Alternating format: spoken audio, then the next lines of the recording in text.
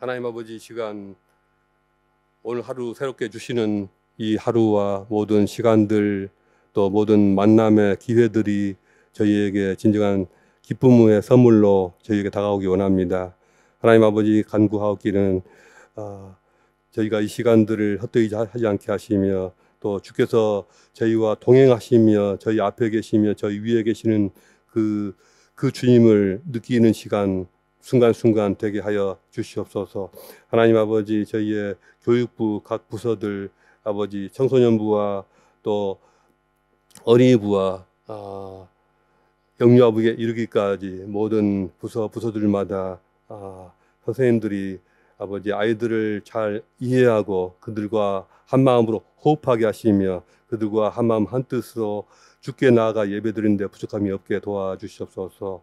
그들의 귀에 그들의 눈높이에 맞게 하나님의 말씀이 선포되게 하시며 또 그들 모두가 한 마음으로 또 제각각 자신의 진심을 가지고 진정성을 가지고 하나님께 나가 기도하는 그 기도를 배우게 하여 주시옵소서. 모든 아이들의 마음의 문을 열어주사 또 그들의 눈을 활짝 열어주사 그들이 주님을 만나게 하시고 또 하나님께 기도하는 법을 배우게 하여 주시옵소서.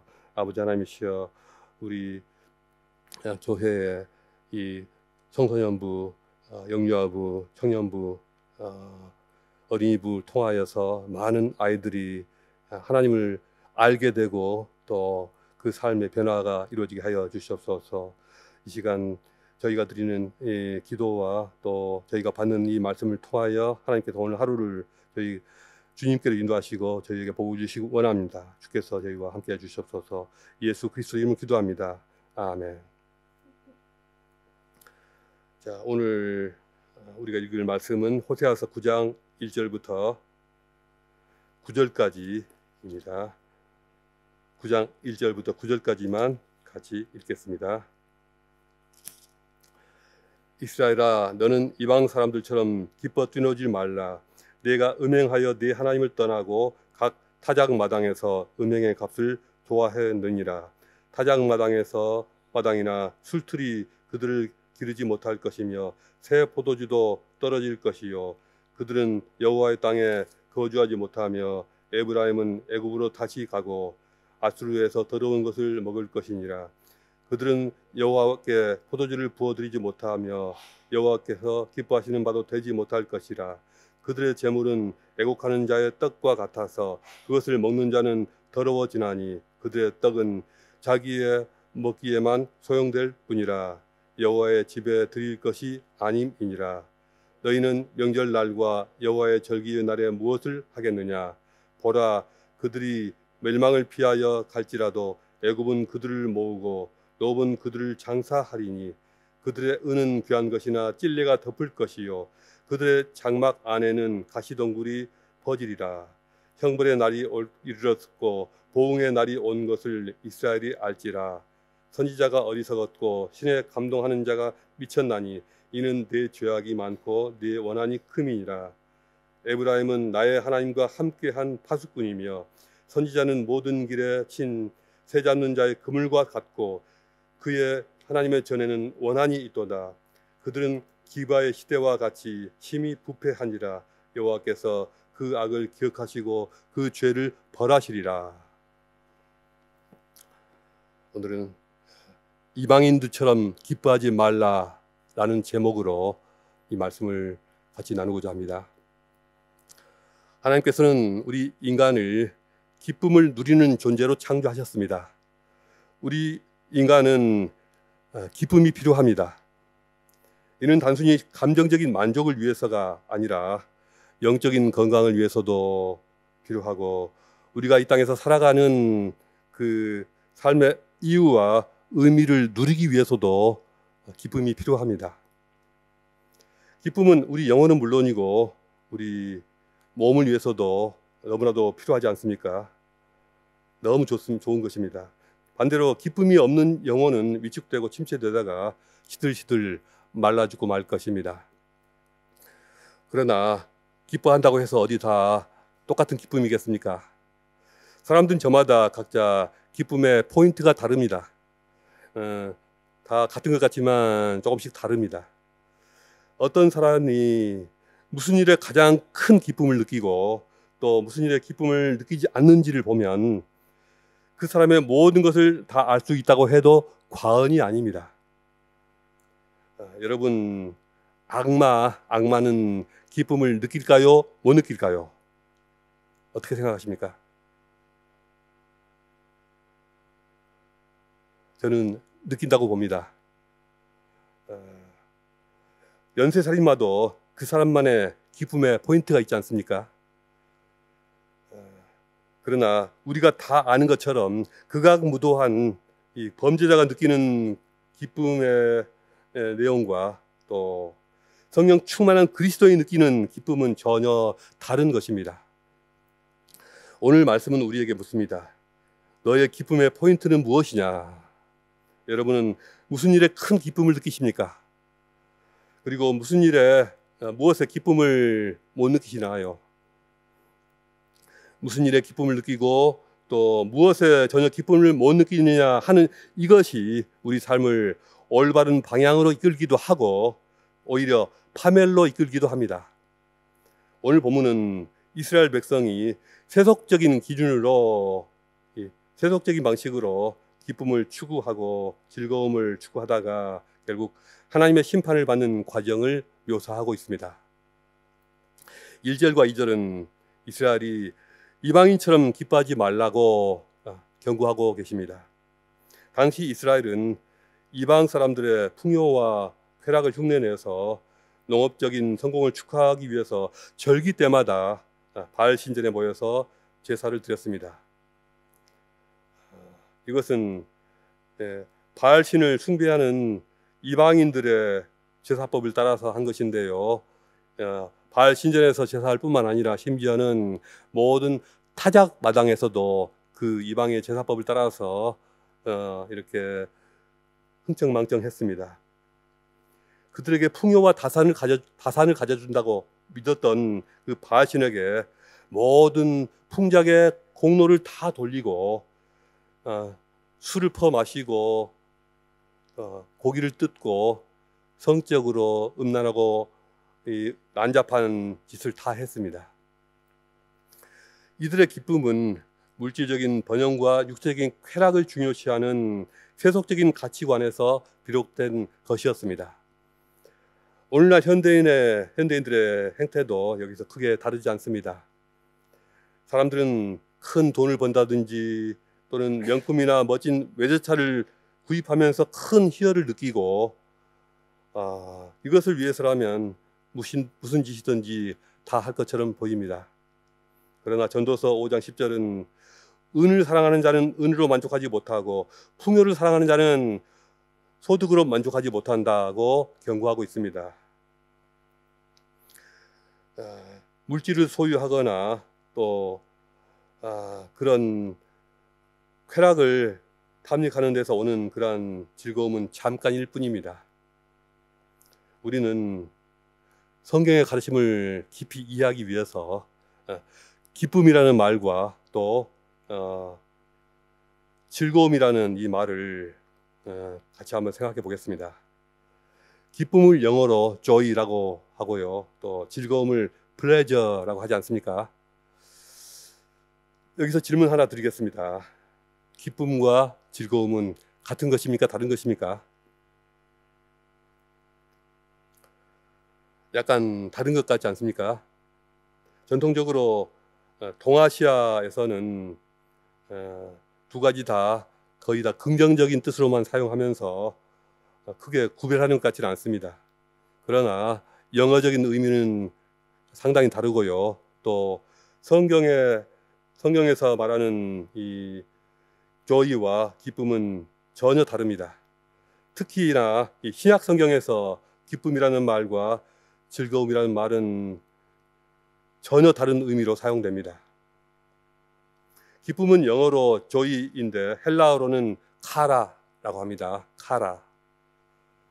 이것은 하나님과의 관계에서 비롯된 내적이고 영적인 기쁨을 나타냅니다. 물질적인 소유나 외부적인 환경과는 무관하게 오직 하나님의 은혜와 성령의 열매로서 주어지는 것이 바로 신약 성경에서 말하는 기쁨, joy입니다. 예를 들어 누가복음 2장에서 천사가 아기 예수의 탄생을 알리면서 큰 기쁨의 좋은 소식이라고 말했을 때 바로 이 큰 기쁨이 바로 joy, 카라입니다. 또 갈라디아서 5장에서 성령의 9가지 열매에 대해서 말하면서 우선 사랑과 희락을 말하고 있는데 여기서 말하는 희락이 바로 카라, joy입니다.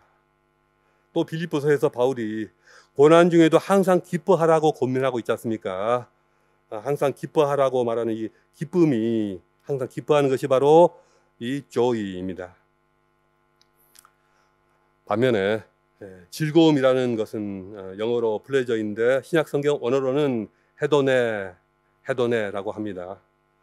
이것은 물질적이고 감각적인 경험에서 옵니다. 인간의 육체가 느끼는 오감을 만족시키는 그것이 바로 오감을 만족시키면서 느끼는 것이 바로 이 플레저, 헤도네인데요. 또 어떤 일에 따르는 성취감이나 또 사람들한테서 인정받는 데서 느껴지는 것이 또 플레저입니다. 또 고급 음식을 먹거나 풍광이 좋은 곳으로 여행을 다니거나 좋은 물건을 쇼핑하거나 재미있는 영화를 볼 때 느끼는 만족감도 플레저에 해당합니다. 또 운동을 하거나 스포츠 관람을 하거나 TV를 시청하거나 SNS를 이렇게 스크롤하거나 또 엔터테인먼트 활동을 하거나 또 남자들이 오락이나 게임을 하거나 여성분들이 쇼핑을 하는 데서 느끼는 이런 것들이 다 플레저인데요. 바로 이런 것들이 사람들이 스트레스를 해소하고 즐거움을 느끼는 일반적인 방식입니다. 그러나 지나친 오락과 소비, 지나친 플레저가 마냥 좋은 것 같지만 그러나 이런 것들이 우리 영적인 삶에 방해가 되는 경우가 많습니다. 즐거움, 헤도네에서 파생된 헤도니즘이라는 말 아실 것입니다. 쾌락주의라는 뜻이고요. 또 헤도니스트라는 말 아실 거예요. 쾌락주의자라는 뜻 아닙니까? 디모데후서 3장 4절에서는 이 쾌락을 사랑하는 사람들, 헤도니스트에 대한 경고가 있는데요. 쾌락을 사랑하기를 하나님 사랑하는 것보다 더하는 자에 대해서 경고하고 있습니다. 다시 말해서 플레저에 몰두한 나머지, 거기에 탐닉한 나머지 조이를 전혀 알지 못하는 그 위험성, 그것에 대해서 경고하고 있는 것입니다. 이렇게 자신의 욕망을 만족시키고 또 자신의 쾌락에 탐닉하는 데서 오는 그러한 즐거움은 매우 개인적이고 순간적인 데 불과합니다. 물질적인 풍요와 쾌락은 순간적인 만족을 줄 수는 있지만 결코 지속적인 기쁨을 주지는 못합니다. 물론 이렇게 우리에게 즐거움을 주는 모든 것들조차도 하나님께서 우리에게 주신 것들입니다. 우리가 누리는 그것들 자체가 하나님께서 선한 뜻으로 우리에게 주신 것들로서 우리가 그것 자체를 죄악시할 필요는 전혀 없습니다. 그것 자체는 좋은 것이죠. 그러나 우리가 그러한 일시적인 이 쾌락에 욕망에 집착한 나머지 우리가 눈이 멀고 그런 것들에 귀가 멀고 우리의 판단력이 흐려지고 또 마비되어서 더 귀하고 더 좋은 것들을 알아보지 못하고 무시하고 짓밟게 되는 그것이 문제인 것입니다. 조이와 플레저는 지속성에 있어서 차이가 납니다. 조이는 내면에서 샘솟는 감정이기 때문에 삶의 의미와 연결되어 있고요. 그래서 시간이 지나도 퇴색되지 않고 지속적입니다. 그래서 이 조이를, 이 희락을 꽃으로 비유하지 않고 열매로 비유하는 것입니다. 반면에 플레저는 특정한 이 활동이나 경험이 끝나면 함께 다 사라져 버리는 그러한 경향이 있습니다. 일시적이고 순간적입니다. 아무리 좋은 음식을 잘 먹었다고 해도, 아무리 쇼핑을 잘 해서 좋은 물건을 샀다고 해도 그 즐거움이 오래 지속되지는 않습니다. 조이와 플레저는 한 사람의 영혼에 있어서 역할이 전혀 다릅니다. 조이는 이 영적인 그런 상태와 관련이 있기 때문에 우리의 정체성과도 밀접한 관계가 있습니다. 우리가 느끼는 조이가 우리의 정체성인 것입니다. 그래서 내면에 항상 기쁨을 잃지 않는 사람은 그가 가지고 있는 그 내면에 견고하고 안정된 그 정체성을 보여주고 있는 것입니다. 우리가 하나님의 은혜로 인해서 기쁨을 누릴 때, 날마다 그 기쁨을 누릴 때 그 기쁨이 우리의 정체성을 더욱 탄탄하게, 더욱 견고하게 만들어줍니다. 그러나 감각적인 자극이나 또 본능적인 욕구를 충족한다고 해서 이 플레저를 우리가 추구한다고 해서 그것이 우리의 정체성이 그로 인해서 달라지지 않습니다. 소비 생활을 더 누린다고 해서 좋은 음식을 많이 먹는다고 해서 또 여행을 많이 다닌다고 해서 적금을 깨서 유럽 여행을 갔다 온다고 해서 우리 속사람이 그로 인해서 바뀌고 인격이 성숙해지는 일은 없습니다. 우리가 누리는 플레저는 우리의 정체성과는 전혀 무관합니다. 하나님께서 우리에게 조이와 플레저를 다 주셨습니다. 그러나 그 두 가지를 주시는 목적은 전혀 다릅니다. 조이는 근원적인 것이고 플레저는 지엽적인 것입니다. 우리는 존재의 의미를 발견하는 과정에서 진정한 조이를 얻습니다. 우리는 하나님을 만나고 하나님과 동행할 때 이 조이를 얻습니다. 하나님께서 우리에게 조이를 주신 것은 우리로 하여금 하나님을 만날 수 있게 하고 또 하나님의 뜻을 잘 따르고 하나님 안에서 풍성한 생명을 누리도록 이 조이를 주신 것입니다. 우리가 이 조이를 누릴 때 그로 인해서 우리의 이 영혼이 회복되고 또 그로 인해서 지속적인 만족과 평안을 누리게 됩니다. 우리는 또한 영적 싸움에서 승리하기 위해서 하나님 주신 이 조이가 필요합니다. 우리가 세상의 거친 세파 속에서 그것을 견뎌내고 몸이 병들고 아파도 그것을 다 이겨내야 하고 또 온갖 시험을 이겨낼 수 있으려면 우리 안에 주님이 주시는 나만의 비밀한 조이가 있어야 합니다. 이 조이가 없으면 우리는 이런 것들을 견뎌내기가 너무도 힘이 듭니다. 그래서 바울 사도가 온갖 어려움과 또 큰 핍박을 앞두고 있었던, 핍박에 노출되어 있었던 이 빌립보 성도들에게 그토록 기뻐하라고 그렇게 말하고 있었던 것이 바로 이 때문입니다. 그렇다면 우리 삶에 있어서 즐거움, 플레저라는 것은 과연 어떤 의미일까요? 우리는 우리에게 삶의 도구로 주신 것들 통해서 플레저를 얻게 됩니다. 이 플레저는 삶의 장기적인 목적을 위해서 주신 것이 아니라 순간순간 우리가 열심히 그리고 부지런히 살면서 자신에게 주신 임무들을 잘 성취해내도록 하는 촉매제로서 주신 것이 아닌가, 우리 인생들에게 단기간의 성취 동기로서 주신 것이 아닌가 생각되어집니다. 우리가 플레저를 통해서 일시적인 만족을 얻게 되지만 그러나 조이가 없는 상태에서 플레저만을 지나치게 추구할 때 우리 영혼이 공허함과 지루함을 느끼게 되고 삶에 후회를 가져올 수도 있습니다. 헛되니 모든 것이 헛되도다.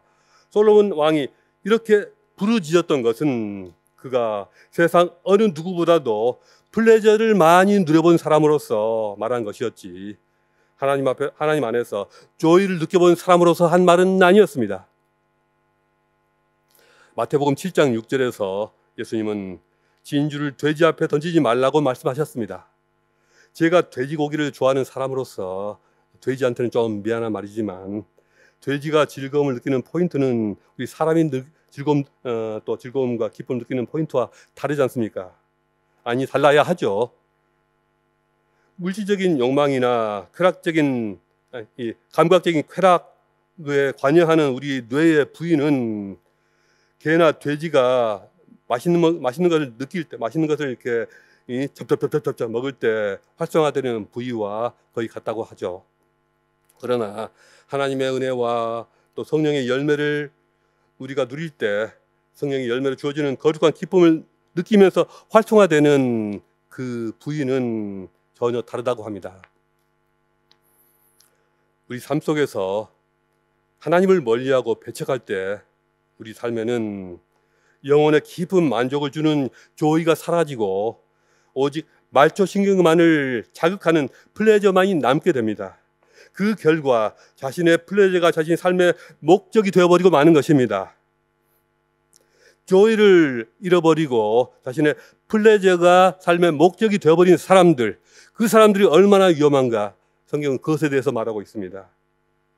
그래서 헤도니스트가 되고, 그래서 마약에 중독이 되고, 그래서 알코올에 중독이 되고, 도파민에 중독이 되고, 이스라엘 백성들처럼 절기 때마다 바알 신전이나 타작 마당에서 술에 쩔어서 희롱거리고 또 음행을 해대는 것입니다. 호세아는 이렇게 조이를 잃어버리고 잘못된 플레저에 갇혀서 허우적거리고 있는 이스라엘 백성들이 회개하고 하나님께 돌아오기를 간절히 바랐습니다. 그러나 그들의 기쁨의 포인트가 바뀌지 않는 한 그들에게는 고통과 심판만이 기다리고 있을 것입니다. 너희는 명절날과 여호와의 절기의 날에 무엇을 하겠느냐? 보라, 그들이 멸망을 피하여 갈지라도 애굽은 그들을 모으고 노은 그들을 장사하리니 그들의 은은 귀한 것이나 찔레가 덮을 것이요 그들의 장막 아래는 가시덩굴이 퍼지리라. 이러한 여러 말씀들로 인해서 그들의 종말이 어떠할 것인가를 말씀하고 있습니다. 호세아 9장은 이스라엘의 실패를 통해서 우리에게 경고의 교훈을 줍니다. 하나님은 우리의 영혼이 진정한 기쁨을 누리기를 원하시지, 우리 삶의 수단이 가져다 주는 이런 즐거움에 지나치게 탐닉하지 않기를 바라십니다. 그런 인생들을 미워하시고 혐오하시고 심판하십니다. 이제 우리 삶의 기쁨과 즐거움의 우선순위를 다시 한번 점검해보고 하나님께서 우리에게 우선적으로 주고자 하시는 그 기쁨을 잘 받아 누리심으로써 그 하나님의 기쁨 속에서 참된 평안과 만족을 누리는 새움교회 모든 성도들이 되시기를 주님 이름으로 축복합니다. 기도하시겠습니다. 기도하실 때 우리의 기쁨의 포인트는 어디 있는가, 또 우리가 조이와 우리의 조이와 우리의 플레저가 조화를 이루고 있는지, 혹시 그렇지는 못하고 있는지, 균형은 잃어버리지 않았는지 묵상하시면서 주님께 나가 기도하시겠습니다.